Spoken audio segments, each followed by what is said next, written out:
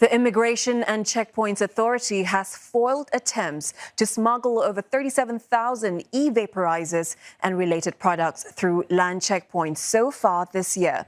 Officers used advanced scanning technology and data analytics as they collaborated with other agencies to uncover the well-hidden illegal items in vehicles.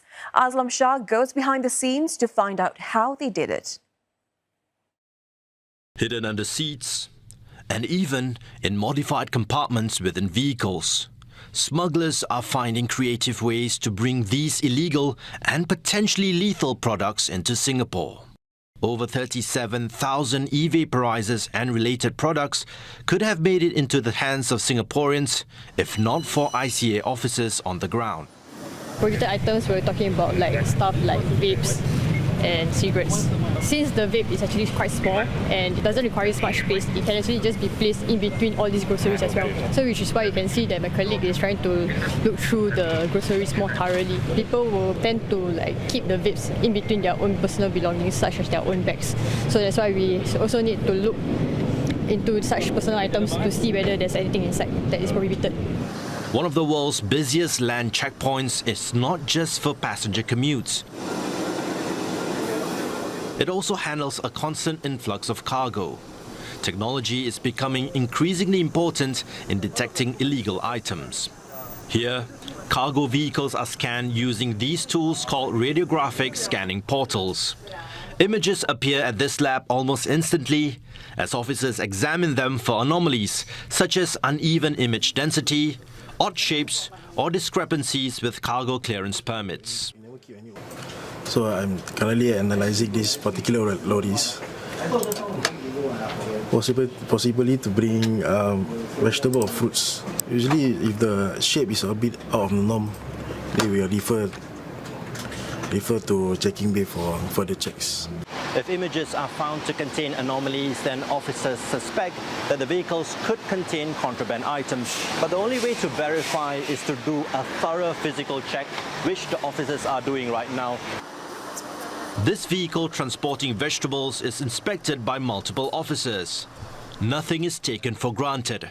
No stone is left unturned in the search for any possible contraband, including vapes.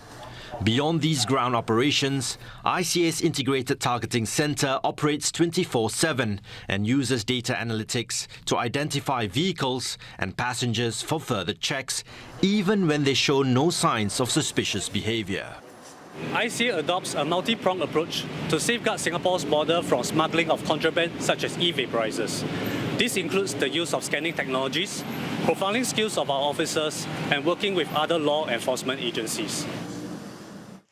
K-pots sold in Singapore are increasingly turning up tainted with hard drugs and toxic chemicals, with 1 in 3 found to contain etomidate. That's a powerful anesthetic that is now under tighter enforcement. The illicit e-vaporisers are believed to be popular among youths grappling with broken family ties and social isolation. And counsellors fear that these devices may also be spiked with other addictive compounds meant to keep users hooked. And for more, Aslam Shah joins me in the studio now. Aslam, thank you so much for joining us in the studio. So you have spoken to counsellors who treat K-pot abuse about the severity of this problem. What do they tell you? Well, they tell me that, those who are addicted to these substances, they need to seek help immediately because the risks are severe. What they could lead to is permanent health damage. And not only that, broken relationships, financial ruin, and even some cases, death. And counsellors tell me that many of these people who turn to K-pots for addiction, they face some form of social isolation and they lack social support.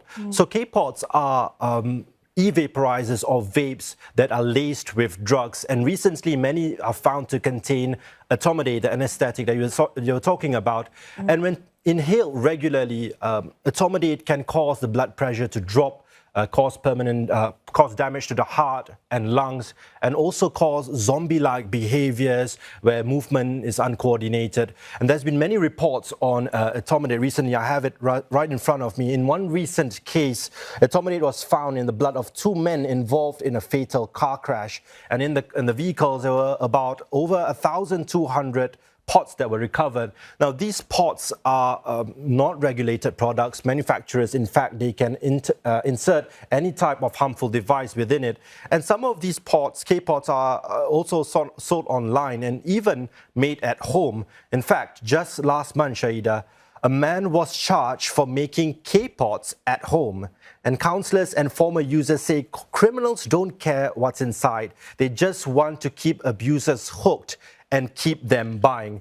Now, with rising cases, enforcement has stepped up, and etomidate will be temporarily listed under the Misuse of Drugs Act. And what it essentially means is that offences related to etomidate will carry harsher penalties. So, etomidate found in vapes, what makes the issue so hard or so difficult to deal with, including for counsellors you spoke with, Aslam?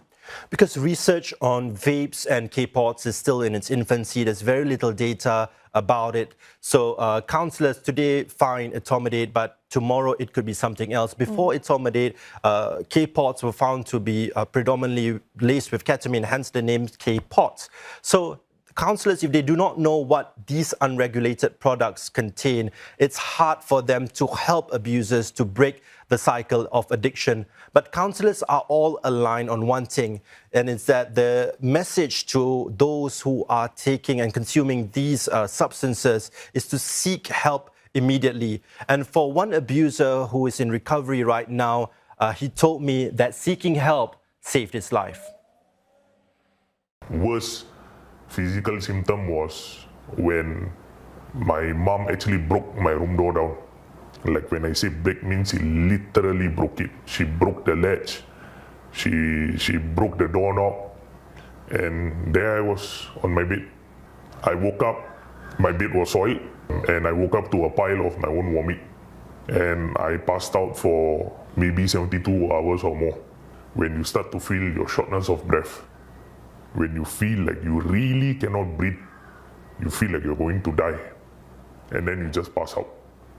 It was rock bottom for John, not his real name, the night he overdosed on K-pots. A rising star in the nightlife scene, his glittering success masked a brutal spiral into addiction. The same industry that made him a name also handed him the so-called friends who pushed his first hit, linked him to suppliers, and kept the highs coming as long as there was cash on the table. His nickname was Scientist. He has tried many different variations of K-pots, you know, laced with THC, and you know, he will call me. He said, there is this batch where 100% you can see God. As his addiction tightened its grip, the symptoms turned darker. Hallucinations among the torment. Isolated and sinking further, K-pot still felt like the only lifeline he could cling to. K-pot was my best friend. He was definitely my best friend because when you laugh, you cry, you're going through cold turkey, you know, your K-pot was always there with you. He was always your best friend. He never left you. Wrecked by health scares, weight loss, broken ties and debt, John finally clawed his way back after a string of brutal wake-up calls. He was eventually referred to a counsellor, a relationship that would prove to be a pivotal force in his recovery. We're talking about psychological dependency, withdrawal anxiety, mood swings, and even identity confusion for individuals that are under the influence. What makes them more dangerous in some ways is how invisible they are, where users don't always realize that they are spiraling, and by the time they do, it's already affected their mental health, relationships, and coping ability. Recovery takes grit and the strength to resist relapse, he tells his patients. Gopal backs tougher laws and crackdowns, but warns beating addiction will take an all-of-society push. I think what we really need to ask ourselves is, how is it that many of our young people are gravitating towards such things? Is there something missing in their lives? Are we not speaking up as a community? Are we not coming together and creating enough awareness of such things? John is among Gopal's numerous clients battling addiction to K-pots. While he has benefited from counselling, he wishes no one has to go through his journey. Life is beautiful. Don't waste it on things like this. For those who are already in the circuit, before it's too late, stop. Don't wait to the moment that you get caught and then you want to change. Don't be like me.